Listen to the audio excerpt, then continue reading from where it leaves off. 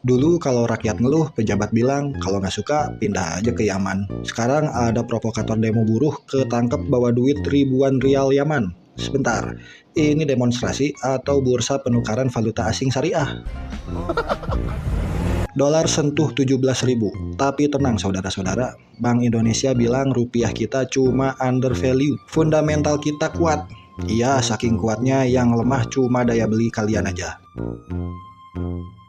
Presiden bagi-bagi sembako buat buruh, tapi syaratnya habis terima sembako, jari kelingking harus dicelup tinta biru. Ini Mayday apa pemilu putaran ketiga? Cuma bedanya ini coblos sarden.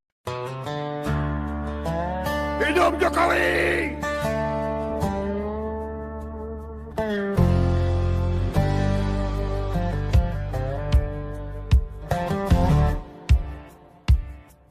Selamat pagi, siang, malam. Rakyat jelata yang masih saja rajin menyalakan alarm jam 5 pagi demi UMR yang naiknya nggak seberapa.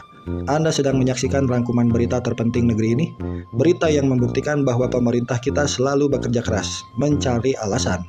Saya akan membacakan rentetan peristiwa mutakhir di bulan Mei 2026 ini, di mana komedi dan tragedi sudah tidak ada bedanya. Mari kita mulai.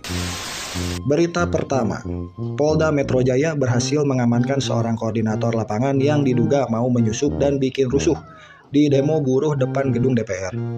Polisi memamerkan barang bukti berupa uang tunai 10 juta dan, tunggu sebentar, 1.000 rial Yaman. Kalian yang nonton ini pasti langsung mikir keras, kok rial Yaman? Padahal kalian kalau disuruh mikir bayar cicilan aja udah pusing.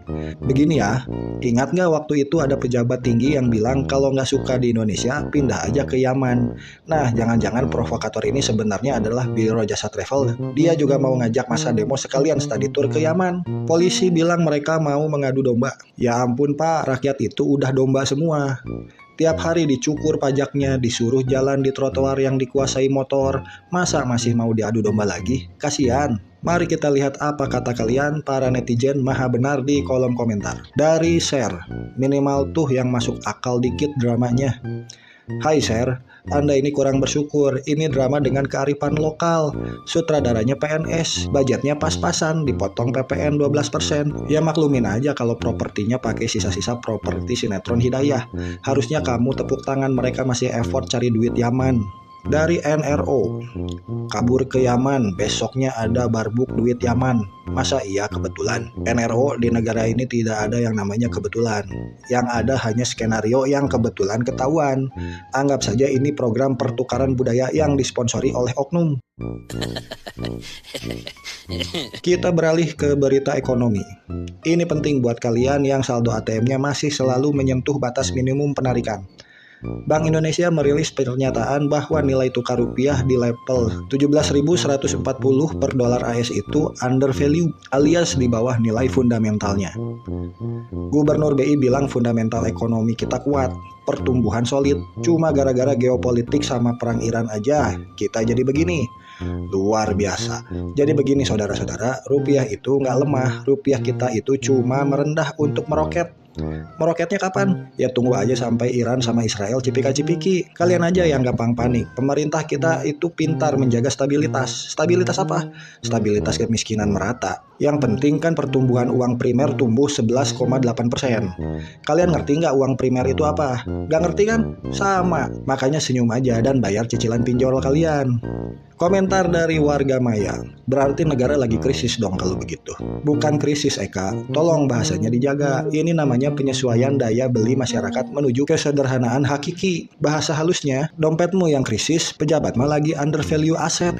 Dari Cap, yang penting MBG aman. Nah, ini betul sekali. Makan bergizi gratis, jalan terus. Gizinya dari mana? Dari janji manis kampanye yang dicairkan pakai air mata kelas menengah. Makan tuh gizi fundamental. Berita ketiga, momen Mayday 2026 ini sungguh syahdu. Presiden kita Bapak Prabowo membagikan tas serut bertuliskan Istana Kepresidenan berisi sembako di Monas. Isinya ada beras 2,5 kilo, margarin, kopi, gula, sarden, dan teh celup. Luar biasa. Buruh teriak-teriak minta upah layak yang bisa buat nyicil KPR, pulangnya dikasih sarden. Nih sarden, biar kalian ingat bagaimana rasanya berdesak-desakan di gerbong KRL tiap jam 6 pagi. Tapi ada plot twist yang bikin saya merinding kagum. Bu Eka, salah satu buruh, bilang dia harus mencelupkan ujung jari kelingkingnya ke tinta warna sebagai tanda udah terima sembako. Celup tinta biru. Ini perayaan buruh atau nyoblos ulang? Kayaknya pemerintah kita trauma kalau ada double claim sembako. Tapi tenang aja kalau ada pejabat yang double claim anggaran. Mari kita bacakan respon cerdas netizen. Komentar dari JHN. Aslinya 200.000, 150.000 masuk kantong pengadaan. Hush, jangan suujon. Itu bukan masuk kantong, itu namanya biaya administrasi keikhlasan panitia plus PPN, PPH, dan potongan tapera tak kasat mata. Sarden aja bangga, masa dikorupsi. Lalu ada komentar dari Bud. Dananya dari mana? Pokoknya ada. Dari mana lagi kalau bukan dari kantong ajaib? Uang negara itu kayak saldo e-wallet pejabat. Tinggal top up pakai pajak kalian yang rajin dipotong tiap bulan. Kalian yang kerja, mereka yang sedekah pakai nama mereka. Indah kan berbagi? Berita terakhir hari ini, dan untuk yang satu ini saya menanggalkan lelucon saya karena tidak ada yang lucu dari hancurnya masa depan anak-anak. Di sebuah pesantren di Pati, Jawa Tengah, terjadi kekerasan seksual terhadap 50 santriwati. Sebagian besar dari mereka adalah anak yatim piatu. Anggota DPR RI meminta pelaku dijatuhi hukuman seumur hidup karena kata biadab saja sudah tidak cukup. Yang membuat dada saya sesak dan harusnya membuat kalian semua marah, laporan ini sudah ada sejak tahun 2024. Tapi kepolisian setempat diam aja, abai menunggu kasusnya meledak dan viral di tahun 2026. Baru mereka sibuk bergerak. Ini soal sistem perlindungan anak kita yang bobrok. Negara tidak boleh kalah cepat dari pelaku. Kepada para korban di Pati, kami berdiri bersama kalian. Kalian tidak sendirian. Mari kita lihat apa teriakan netizen. Yang kata begini gak di demo, tapi kalau babi di demo, mayoritas macam apa? Kamu benar, terkadang moralitas komunal kita lebih cepat mendidih untuk urusan simbolis, tapi tiba-tiba tuli saat ada puluhan anak yatim berteriak minta tolong. Ini adalah tamparan keras untuk kita semua yang sering merasa paling suci. Komentar dari Bay. Polisi tunggu diviralkan dulu kah baru bekerja? Sayangnya iya, Bay. Di negara ini viral adalah SOP penegakan jalur hukum VVIP. Kalau tangisan korban tidak masuk FYP, berkas laporannya hanya akan menjadi tumpukan kertas debu. Ini bukan keadilan, ini algoritma.